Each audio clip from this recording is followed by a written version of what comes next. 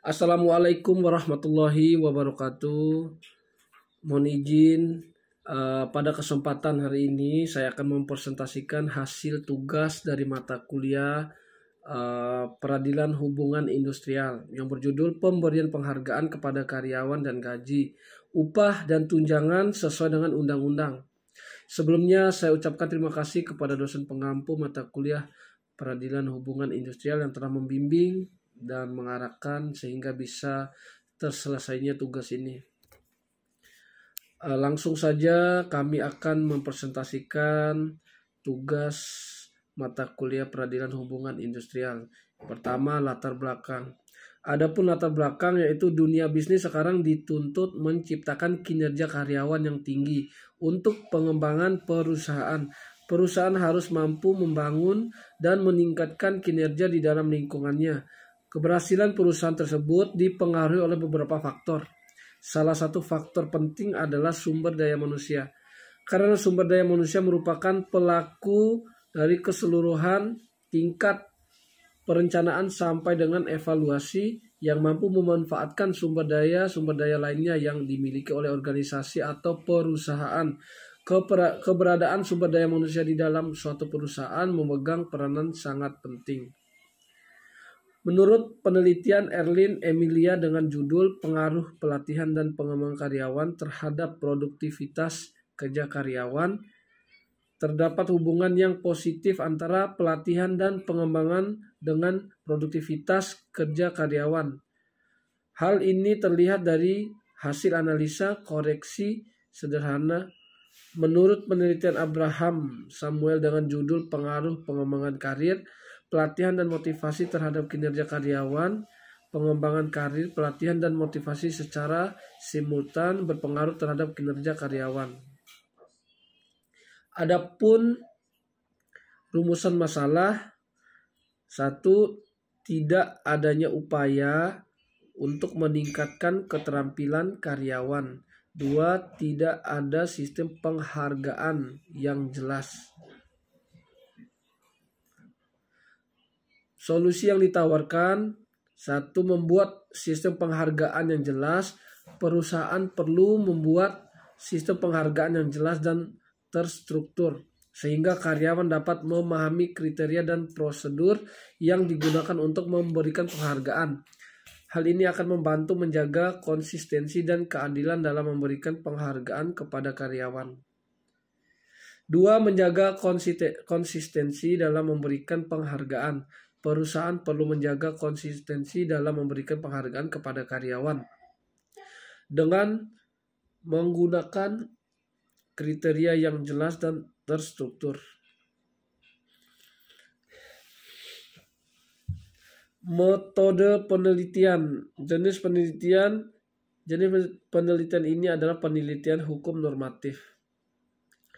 Menggunakan studi kasus normatif berupa produk perilaku hukum. Pokok kajiannya adalah hukum yang dikonsepkan sebagai norma kaidah yang berlaku dalam masyarakat dan menjadi acuan perilaku setiap orang, sehingga penelitian hukum normatif berfokus pada inventarisasi hukum positif, asas-asas dan doktrin hukum. Metode pendekatan. Di dalam penelitian hukum terdapat beberapa pendekatan, yaitu pendekatan tersebut peneliti akan mendapatkan informasi dari berbagai aspek mengenai isu yang sedang dicoba untuk dicari jawabannya. Metode pendekatan dalam penelitian ini adalah pendekatan peraturan perundang-undangan.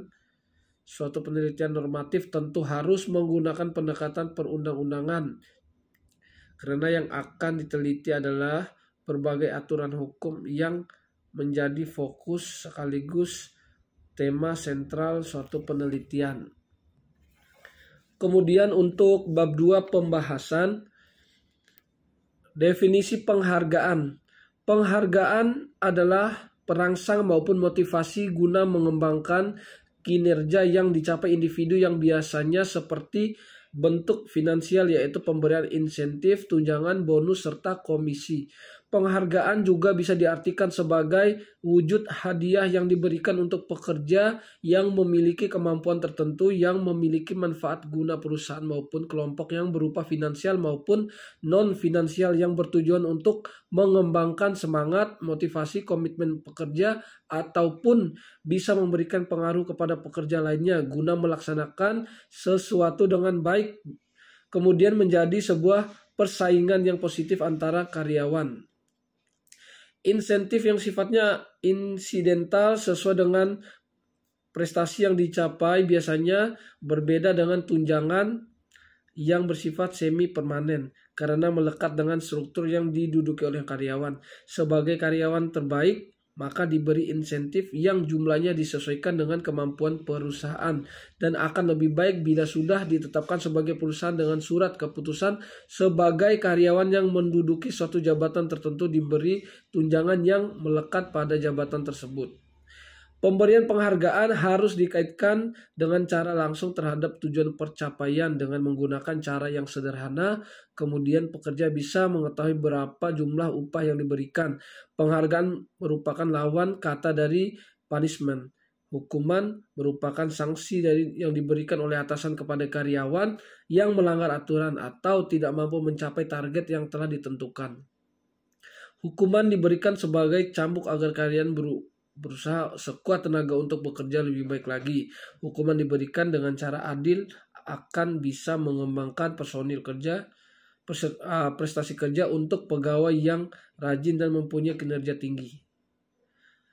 Penghargaan tidak harus berupa uang, tetapi juga dapat berupa pujian, piagam, piala, trofi, pandal, lencana, bintang, tanda kehormatan, kenaikan pangkat, pemberian jabatan yang lebih tinggi, promosi memimpin suatu area. Misalnya saja pegawai terajin pada bulan Januari, maka pada bulan Februari orang tersebut diberi penghargaan sebagai pegawai teladan.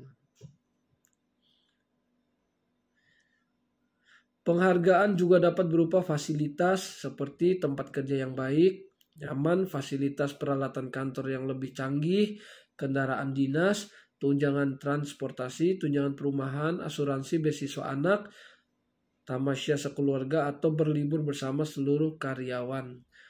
Penghargaan bisa dalam bentuk perorangan, kelompok kecil, kelompok besar, maupun populasi. Penghargaan perorangan diberi karena individu dipandang mampu mencapai prestasi kerja tertentu. Penghargaan kepada kelompok kecil diberikan karena kelompok kecil mampu mencapai target yang ditentukan oleh perusahaan. Penghargaan menjadi motivasi yang benar akan menciptakan kondisi kondusif serta berpengaruh kepada produktivitas kerja yang lebih bagus, sikap, motivasi, dan semangat kerja yang tinggi yang diwujudkan dalam kuantitas produk kerja dapat dipahami sebagai mental individu. Selanjutnya 2.1 pengertian gaji. Gaji adalah suatu bentuk balas jasa ataupun penghargaan yang diberi secara teratur kepada seseorang karyawan atas jasa dan hasil kerjanya. Gaji sering juga disebut sebagai upah, di mana keduanya merupakan suatu bentuk kompensasi, yakni imbalan jasa yang diberikan secara teratur atau prestasi kerja yang diberikan kepada seorang pegawai. Dalam hal ini perbedaan gaji dan upah terletak pada kuatnya ikatan kerja dalam jangka waktu penerimaan saja. Seseorang menerima gaji apabila ikatan kerja yang kuat, sedangkan seseorang menerima upah apabila ikatan kerjanya kurang kuat. Dilihat dari jangka waktu penerimaannya, gaji pada umumnya diberi pada setiap hari, setiap akhir bulan, sedangkan upah diberikan pada setiap hari ataupun setiap minggu. Dalam hal ini pengertian gaji biasanya disebut sebagai gaji pokok. Besarnya gaji pokok yang diberikan kepada seseorang karyawan biasanya sangat tergantung dengan latar belakang pendidikan yang dimiliki, kemampuan maupun pengalaman kerja. Fungsi penggajian. Fungsi gaji bukan hanya untuk membantu manajer personalia dalam menentukan gaji yang adil dan layak, tetapi Masih ada fungsi-fungsi lainnya, yaitu satu, untuk menarik pekerja yang mempunyai kemampuan ke dalam organisasi. Dua, untuk mendorong pekerja agar menunjukkan prestasi yang tinggi. Tiga, untuk memelihara prestasi pekerja selama periode panjang. Tujuan penggajian. Satu, ikatan kerjasama. Dengan pemberian upah dan gaji akan terjalin ikatan kerjasama formal antara pemilik, pengusaha, atau karyawan.